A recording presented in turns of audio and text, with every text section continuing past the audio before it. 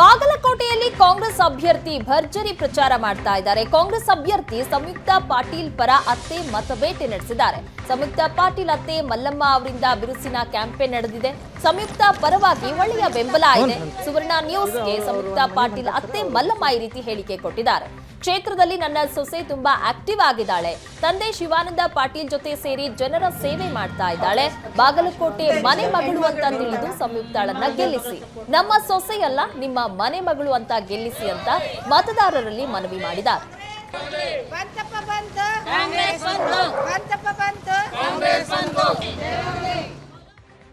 ಬಾಗಲಕೋಟೆ ಲೋಕಸಭಾ ಮತಕ್ಷೇತ್ರದಲ್ಲಿ ಚುನಾವಣಾ ಕದನ ರಂಗೇರಿದ್ದು, ಇವುಗಳ ಮಧ್ಯೆ ಕಾಂಗ್ರೆಸ್ನ ಅಧಿಕೃತ ಅಭ್ಯರ್ಥಿಯಾಗಿರ್ತಕ್ಕಂಥ ಸಂಯುಕ್ತ ಪಾಟೀಲ್ ಅವರು ಕಳೆದ ಹಲವು ದಿನಗಳಲ್ಲೂ ಕೂಡ ಏನಂತಂದರೆ ಪ್ರಚಾರಕ್ಕೆ ಧುಮುಕಿರುವಂಥದ್ದು.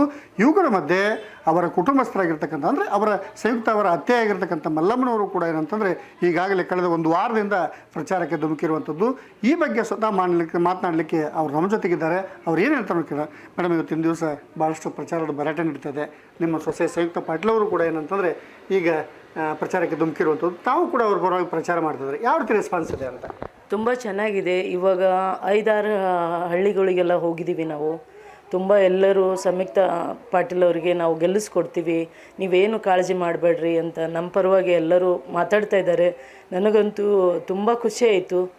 ಯಾಕಂತಂದರೆ ನಮ್ಮ ಸೊಸೆ ತುಂಬ ಆ್ಯಕ್ಟಿವ್ ಆಗಿದ್ದಾಳೆ.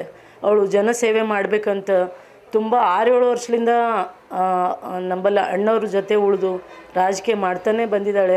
ಅವಳಿಗೆ ರಾಜಕೀಯ ತುಂಬ ಇಷ್ಟ ಆಗಿದ್ದ ಸಲುವಾಗಿ ನಾವು ಅವಳಿಗೆ ಸಪೋರ್ಟ್ ಮಾಡ್ತಾಯಿದ್ದೀವಿ. ಅದಕ್ಕೋಸ್ಕರ ಅವಳನ್ನು ನೀವು ಬಾಗಲಕೋಟೆ ಮನೆ ಮಗಳಂತ ತಿಳಿದು ಎಲ್ಲರೂ ಒಳ್ಳೆ ರೀತಿಯಿಂದ ಜಯ ಗಳಿಸಿ ಕೊಡಬೇಕು ಅಂತ ನಾನು ಬೇಡಿಕೊಳ್ತಾ ಇದ್ದೀನಿ. ಸೊಸೆ ಪರವಾಗಿ ಯಾವ ರೀತಿ ಜನರ ಮುಂದೆ ಹೋಗಿ ನೀವು ಪ್ರಚಾರ ಮಾಡ್ತಾ ಇದ್ರಿ? ಯಾವ ರೀತಿ ಓಟನ ಕೇಳ್ತಾ ಇದ್ದಾರೆ ಅಂತ? ಅದೇ, ಅವಳು ನಮ್ಮ ಸೊಸೆ ಅಲ್ಲ, ನಿಮ್ಮ ಮಗಳು, ನಿಮ್ಮ ಮನೆ ಮಗಳು, ಆ ರೀತಿಯಾಗಿ ನೀವು ನಮ್ಮ ಸೊಸೆಯನ್ನು ಗೆಲ್ಲಿಸಬೇಕು ಅಂತ ಕೇಳ್ಕೊಳ್ತಾ ಇದ್ದೀನಿ.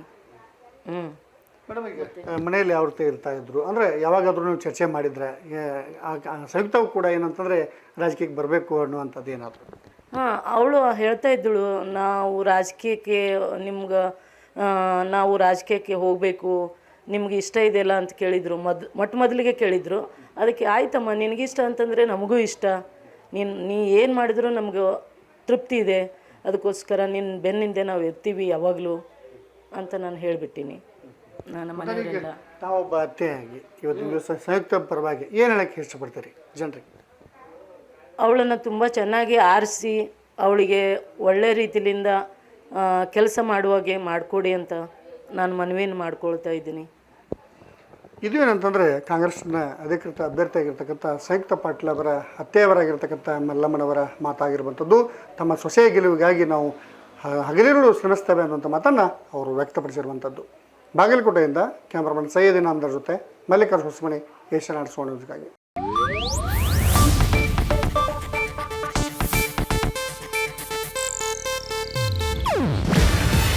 ಇದು ಏಷ್ಯಾನೆಟ್ ನ್ಯೂಸ್ ನೆಟ್ವರ್ಕ್ ಪ್ರಸ್ತುತಿ.